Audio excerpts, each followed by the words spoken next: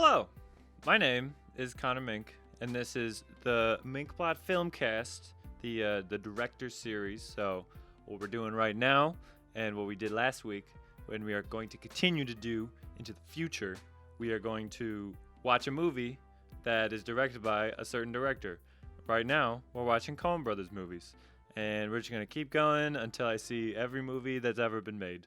So, I got a lot of work ahead of me, but once a week, we watch a movie.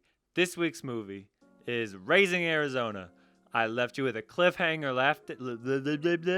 last episode, and now we are fulfilling that cliffhanger. I hope you guys are all feeling fulfilled. Probably not. I like 10 people watched the last one. So if you're watching this one, thanks. But that's not what we're here to talk about. We're here to talk about this movie, Raising Arizona, that was directed by credited Joel Coen, and Ethan Coen was uncredited, and they both wrote it, so it's their movie. They both made it. Blah, blah, blah, blah, blah. So this movie was fantastic. I really enjoyed it. I thought it was better. It was definitely better than Blood Simple. I mean, it was different though. It was way more comedic. This is, in comparison to that, more of a like a lighthearted drama. It's like a family drama. So basically, the plot of the whole thing is it's Nicolas Cage and Holly Hunter, and they are Hi, or H.I. McDonough, and Ed. Ed is the girl, and Holly Hunter, that's the girl. The girl. And then the plot is when a childless couple of an ex-con and ex-cop decide to help themselves to one another. Wait, hold on. When a childless couple of an ex-con and an ex-cop decide to help themselves to one of another family's quintuplets, their lives become more complicated than they anticipated. So the plot of this movie is batshit crazy. So basically, I'm gonna keep saying basically. I say it a lot, but Nick Cage, his name is Hi. He's got his weird haircut, and it's great, and he has a weird mustache, and it's great. And he basically goes in what he's gotten arrested for a couple of times is robbing convenience stores. So his whole thing is like that's his problem. He has like an addiction to danger, and he doesn't want to whatever. But as he's getting arrested, he meets the lady that basically brings him in each time, and he's arrested 3 times. So it's like each time it's like, hey, who are you? And then whatever. Also, everyone's from the South. This is in Arizona. So further confirming my Coen Brothers cowboy theme. There weren't any specific cowboys in here. The actor that was the cowboy in the first one is now in this one, but he has a smaller part. And Frances McDormand's in it too. She also has a smaller part. But, dude, this movie's good as shit. Like, I was entertained throughout the whole thing. Nicolas Cage, fantastic. He's being all young and full of life. This is Nicolas Cage does not even know he's going to be the Ghost Rider. He doesn't know he's going to steal the Declaration of Independence. This Nicolas Cage was 1987, spry, full of testosterone. I wouldn't call it testosterone, but good. He's a good actor, and this is like a clear okay, yeah, he can be in a role, and you can also tell the cinematography is very good, and it's like I know they later on in their careers went to Roger Deakins and all those other fancy cinematographer guys. And that definitely helps when you have another person that's known for being like that to be in your...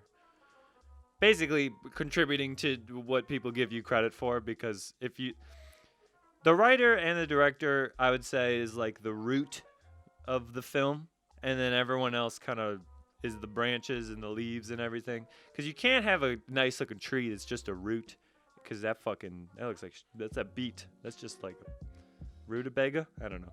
But the point I'm trying to make is everyone else makes the movie a lot better than what it initially starts out as. But you need to at least have some kind of director to director vision.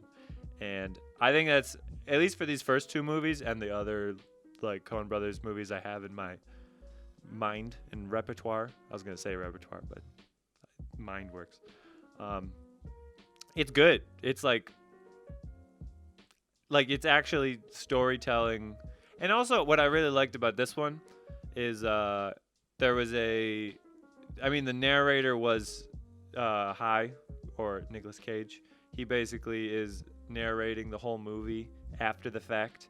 So he's going to at least like live, unless he's like, and then I died that day. But it's pretty cool because it's basically like he's reading you a storybook.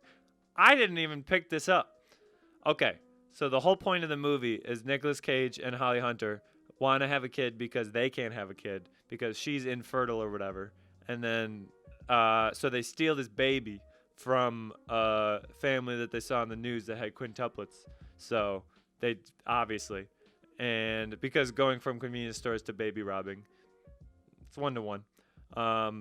But this is basically if you can't have a kid yourself and the state won't give you one, I'm gonna find a way to have a kid in any it's the familial bond that Holly Hunter's character really would like, Ed, and Nicolas Cage too. Like he just basically wants to make her happy and be with her and shit, and it's really good. I'm gonna keep saying that. I don't even care. But the soundtrack, okay. I mean, they've made other better soundtracks, but it's very country, a lot of country. Everyone had a southern accent. It's great. I like it. It's such a wholesome.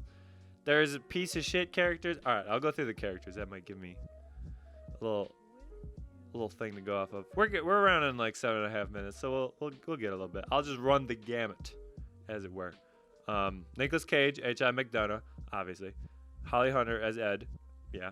Trey Wilson as Nathan Arizona Sr. Oh yeah, he was great. He had he owned a unpainted furniture store, so he sells unpainted furniture, or else his name is not Nathan Arizona. It's a joke. It's said throughout the movie.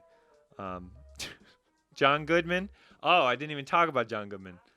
Yes, there is a scene in this movie.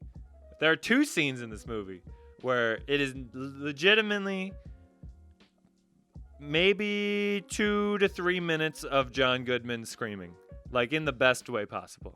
So he's a criminal that is in prison to begin the movie, and he breaks out of jail with his brother, who is played by William Forsythe.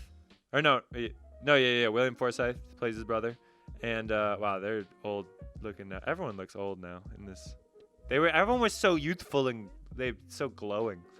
But yeah, they're funny because they are stupid criminals that they're High's friends from jail, and they are giving a bad influence on the child that they stole.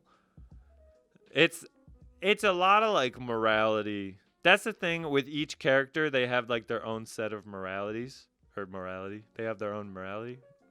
You figure out what I'm saying. And it's each character, I think I said this in the last one, but if not, I've said this before in other podcasts.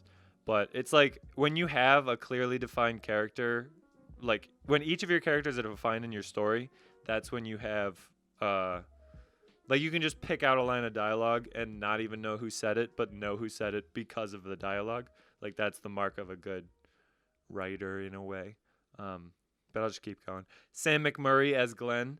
That dude fucking killed it. He is he made a bunch of Polish jokes and then he got arrested at the end by a Polish guy, and it's just so good. Frances McDormand as Dot.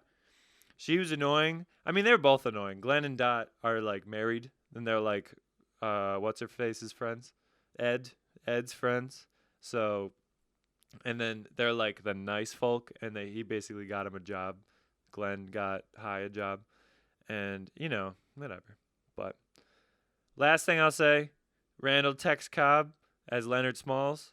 He is he's death, bringer of the apocalypse. He fucking rode on a motorcycle. It's awesome. It's a good movie overall. You should just watch it because I don't want to spoil a lot, but hopefully this is at least enough to get you interested. Yo, Metascore gave it a 68. IMDb got a 7.3. I'm going to give it a 9. 9 out of 10. Fuck yeah. Good movie.